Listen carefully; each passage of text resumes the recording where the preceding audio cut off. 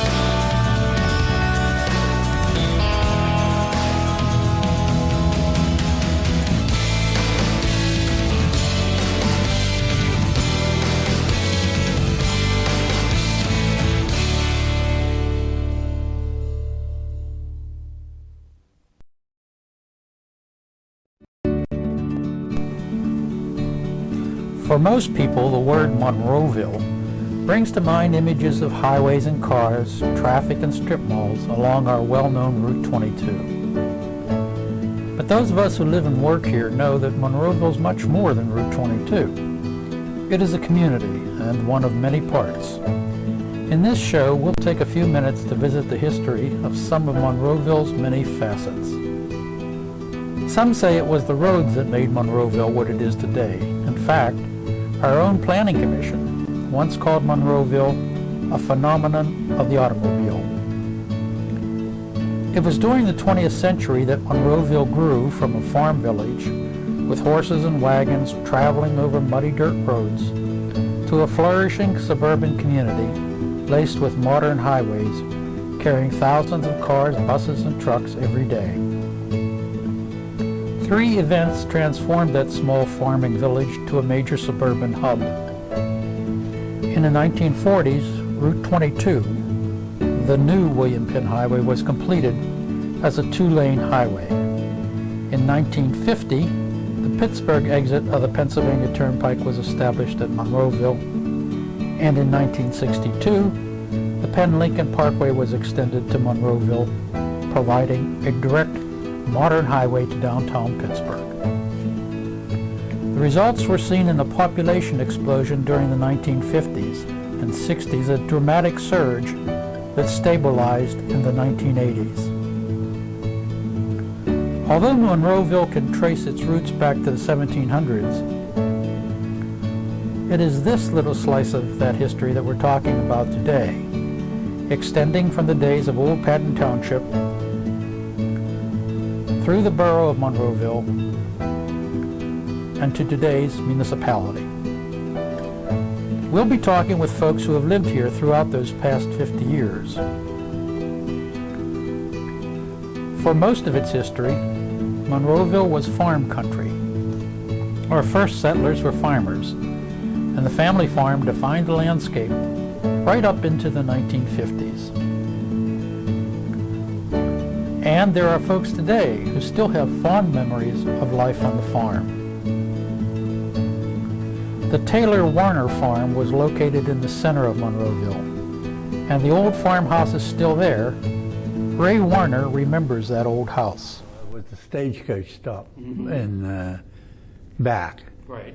And then Taylor, my grandpap, married their daughter. Okay. And then she passed away, and he married a McElroy from over, their farm was over where U.S. Steel Research is now. Oh, yes. And it was called the Bird Nest.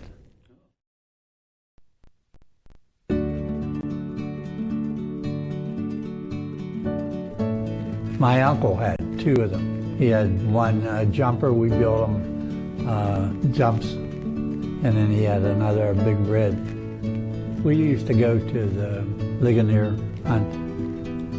That was a big thing. when we were little. They both went.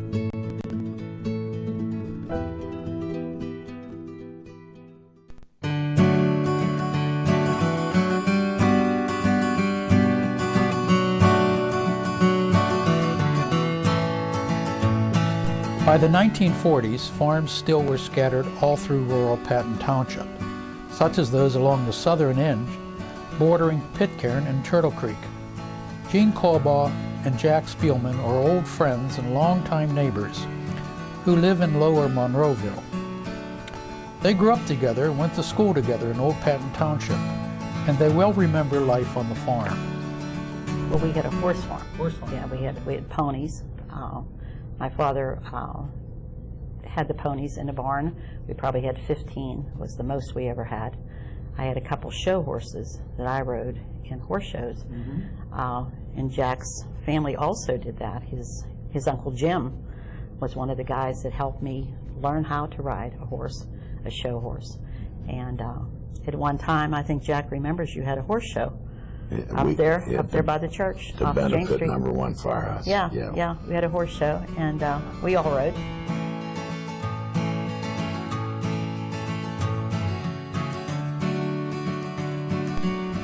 Jack Spielman recalled the horses they trained for shows. It grew so popular that on weekends, crowds gathered from all around to watch them perform. We had show horses, and Jeannie had one. I think yours was Lovely Lady. I'll never forget. Good. And your little pony was Blondie. Yes. That was my memory. Yes. Pretty good. Yep. But in those days, all the kids down in our area had ponies, and that Laverne Gardner, Yeah. he had one. Herbie McWilliams had the one. Right. Yeah. The Garfola boys had a couple, down there. Queens had some race horses down at their reduction.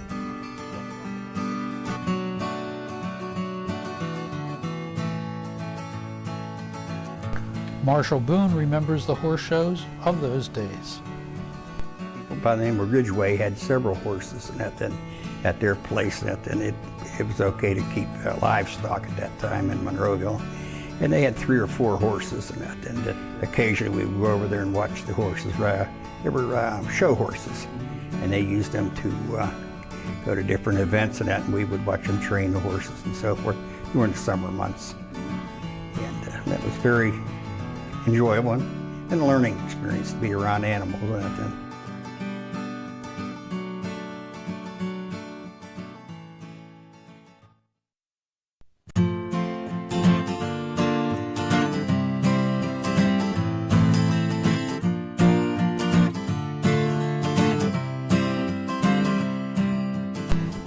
And even as the shift from farm country to suburb became inevitable, suburban commuters found themselves rubbing elbows with their neighbors on the farm next door. Peg Gomerick, a longtime resident of Turnpike Gardens, sets the scene in her neighborhood in the 1950s. If you got up really early for an airplane and those cows got loose, they'd be all over Northern Pike, and you really had to, go very slowly early in the morning, airplane or not. And there was also a sheep farm about a half-mile down. And I wish I would have gotten to know him because he went to our church. He was a very elderly man. And I used to wheel my first baby down there to watch the sheep gamble over the hill. I think that's the word, sheep gamble, lambs gamble.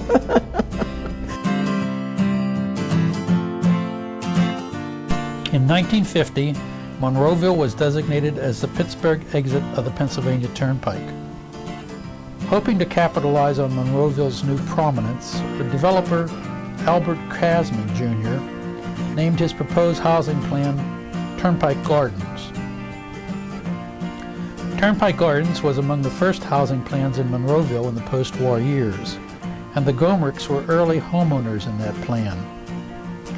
Peg remembers Krasman and the other builders. Just come out of the service after the Korean War and decided to build Al Krasman. He had also built Penview. And when he came to Turnpike Gardens, the houses in Penview were 2 feet smaller all around.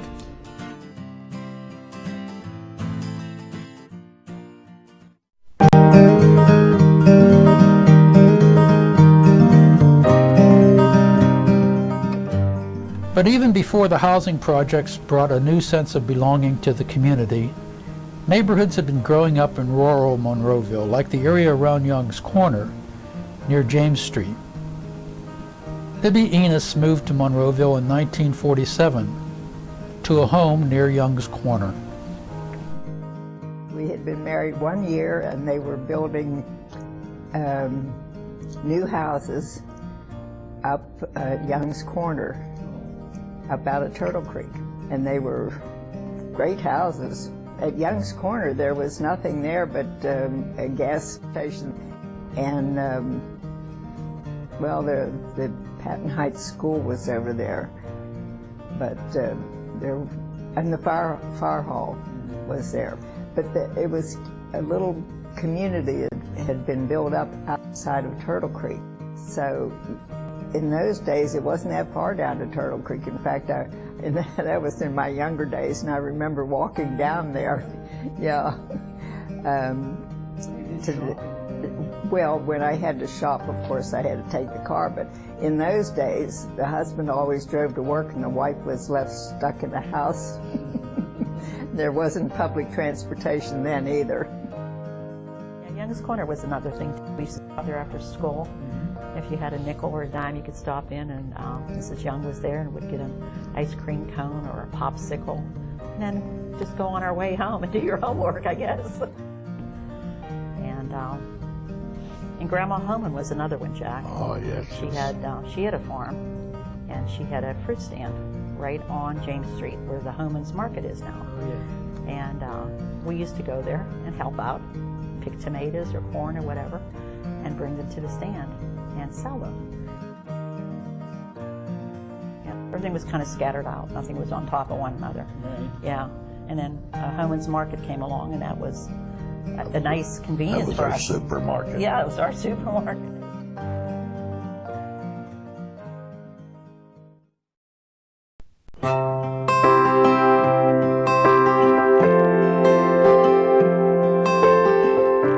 But in time, it was the planned communities of the post-war years that would define modern Monroeville. A milestone event was the arrival of Wanda Jennings, Mrs. America of 1954, who came to greet visitors at the latest development in a fully planned community living, Garden City.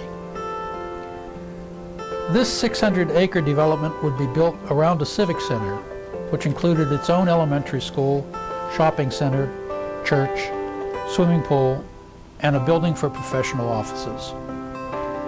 Adjoining the Civic Center would be a large park area with playgrounds and tennis courts. My family moved here into one of the model homes in Garden City. After the model home, they ordered their own house, and I grew up in that house on Brightberry Road. You know, the interesting part is in the 1950s, when the community was actually put together. You know, Garden City is a model bedroom community, if you want to call it, that, you know, they put the stores in, the fire department in, the churches in, and the houses around it. Garden City even had its own fire department, and then, as now, funding for these all-volunteer community efforts was a constant worry. However, the developers of Garden City, Sampson Brothers, even had a unique solution to help in that perennial problem of fundraising. Well, the fire department is the provider for public safety. You know, a cat in a tree, fire department comes. If you need an ambulance, the fire department in Monroeville provides the ambulance.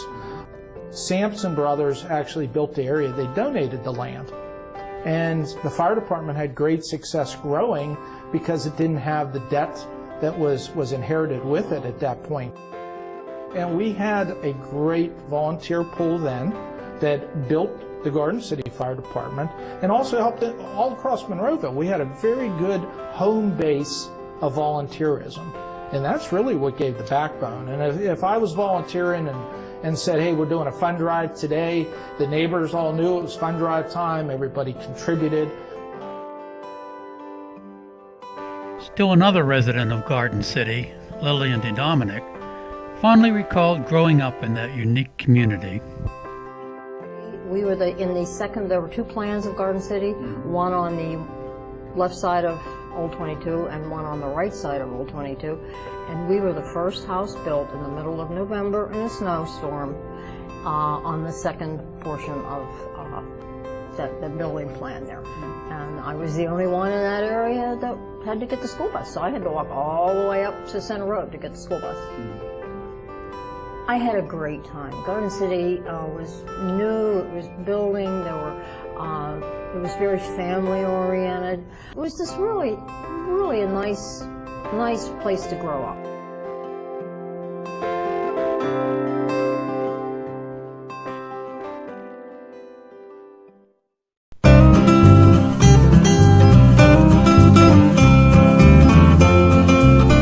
In an era when there was no television or video games to keep children amused, they still seemed to find plenty of ways to have fun growing up in Monroeville.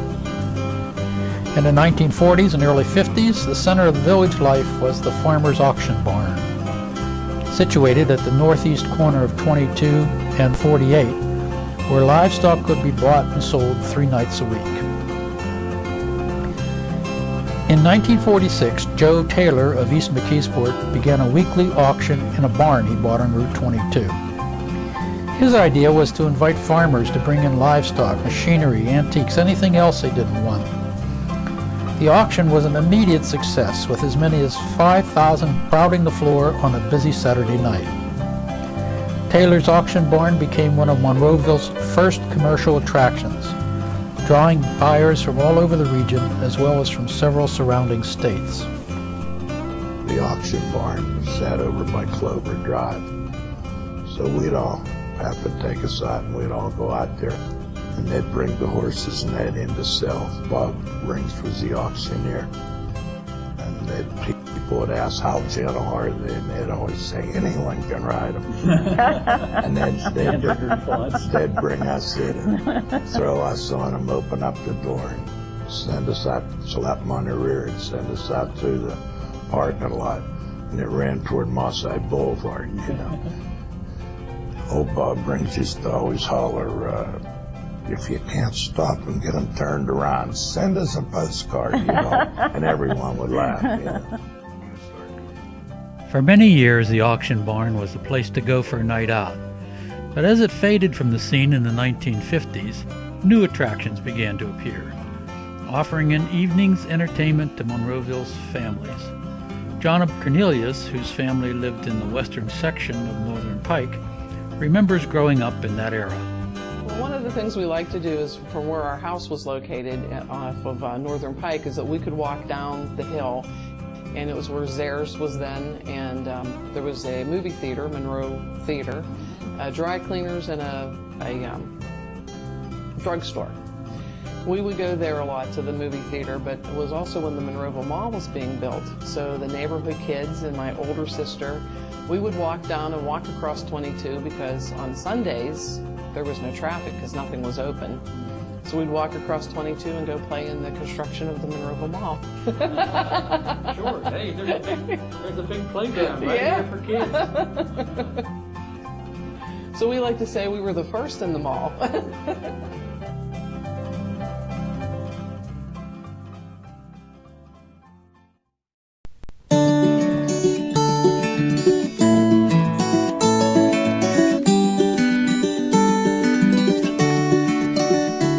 But what many folks remember from their childhood days in that era was the local amusement park, Burke Glen. Recognizing the allure of the pristine scenery and fresh air for city dwellers, a group of entrepreneurs built Burke Glen Amusement Park along Old William Penn Highway in 1926. Unlike other amusement parks in the area that were built with ready access to trolley lines, Burke Glen was built with family car firmly in mind. It was to be billed as the first park to be built for the traveling public, and it included something for the whole family. Amusement rides, including an impressive roller coaster, a park-like setting, and a swimming pool, all with plenty of free parking. But while the family car was a big factor in Burke Glen's success, it also led to the park's demise. For during World War II, gas rationing severely restricted driving by the public. In addition, the construction of the new Route 22 in the 1940s took land away from Burke Glen, reducing the size of the amusement park.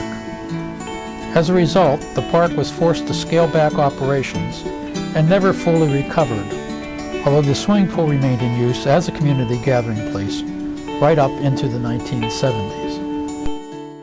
The Burke Glen, we would go there swimming, and all it was there was a swimming pool and like a driving range. Okay. There was nothing else there, but that water, you remember the water because it was so cold, because it was filled from the springs. Peg Gomerick and Libby Enos each recall their children hiking through the woods to the park. They went right over the hillside by those before those apartments. And, you know, without fear. I mean, these were 8, 9, 10-year-olds with maybe 3 or 4 other kids. And then, of course, we were lucky because our Burke Glen was sort of down over the hill, and we still only had one vehicle, and the kids would be able to walk down over the hill and go swimming in the summertime.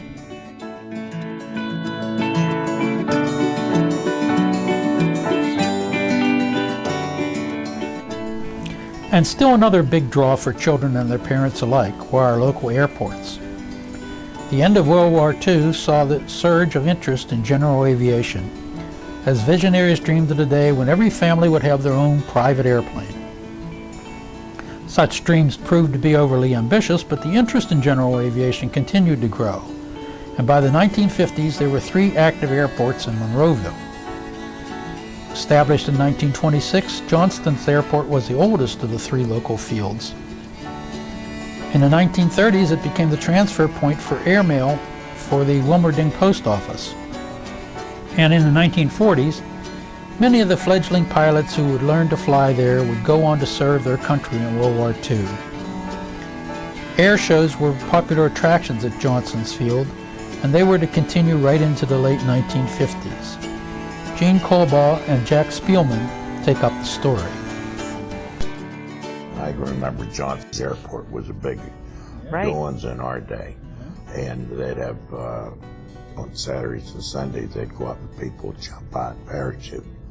And I can remember my dad and my uncles taking the horses after they'd jump out, and they'd go and hunt them up, you know, and bring them back up to the airport.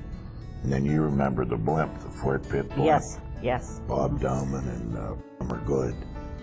We actually had an airship, and it was up on Johnston's. And they used to let the boys in high school out a little early in the afternoon. I don't know how it worked to take it from the morning where it was moorned to let it loose. I think they gave you $0.25 or 50 cents, and if you made the other trip, you got it, or $1.25 all day. And the kids used to, you help them launch it.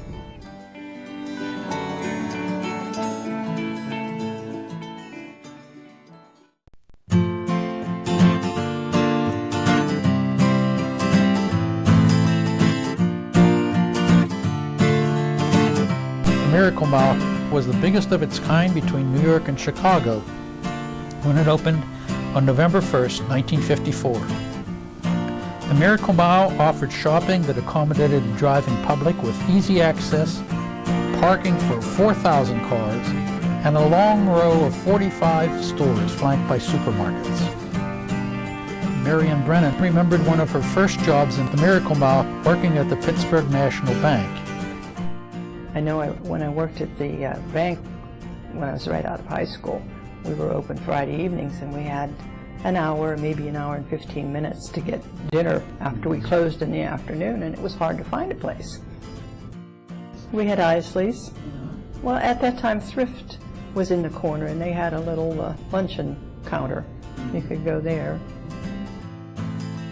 One of the first tenants was a young businessman who happened to be driving through Monroeville with his wife one day on their way to the airport. Beverly Pollock picks up the story of how her husband Mel decided to open a clothing store for children in the brand new shopping mall. And he was driving me to the airport in Pittsburgh, and on his way he saw a sign, shopping center, coming up. And so he stopped and he talked, and that's how he had the Young Fashions for young kids up to age 12. And it was great. We really enjoyed it. Mel talked to the guy when he came in and he said, "There's nothing here. Where are the people coming from?" And the guy said, "Build it and they will come." So that's where that came from. That's where it came from. While the Miracle Mile drew customers from all over, it soon became a special place for locals, the village's main street with its many shops. Libby remembers shopping at the Miracle Mile. In the early days when I was still sewing for all the 3 girls that I had, J.C. Penney was in there, and it was a nice big building, and they had lots of fabric and everything I needed. So I liked Penney's best. And as the Miracle Mile began to attract folks to Monroeville, it spawned a chain of businesses along Route 22, which would eventually be anchored at the end of the 1960s by the Monroeville Mall at the western end. There was an appliance store that had a little popcorn machine in it, and when we would go there, I think it was Kelly & Cohen or something like that, and you know, when we were younger, we would go to the store and go shopping, and you know, for 5 cents you'd get 3 bags of popcorn out of it, freshly baked. All the restaurants, the good times, the donut stores that we used to have and don't have anymore. And there was still a lot of individual mom and pop type places along Route 22. I can remember, speaking of chains and franchises, when Roy Rogers was built, my sister's best friend across the street loved horses and horseback riding. And so she entered a contest that Roy Rogers had. And lo and behold, she won the contest. Well, what she won was a pony. Oh, really? And I can remember going. Did her parents know she was in this? Yes, they did.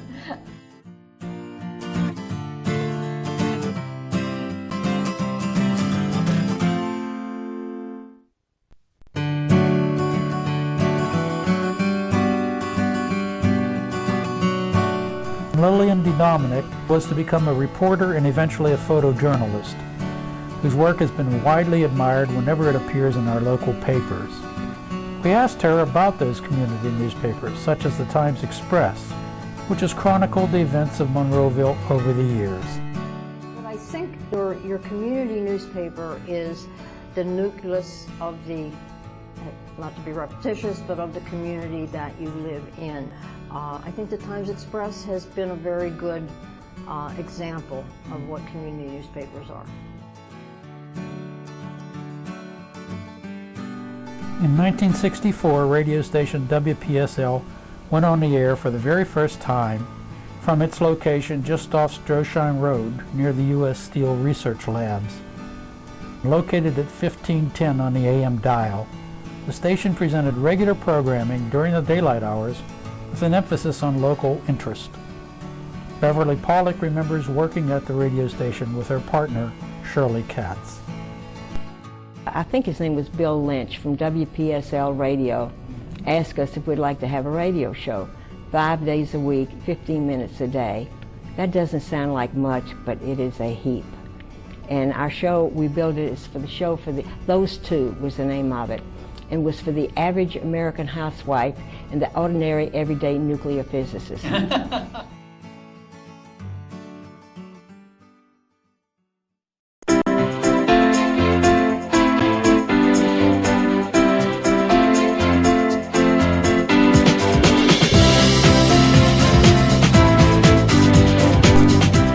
And when the question, "What do you think of Monroeville today?" was put to longtime resident Ray Warner, he summed it up this way. I like it.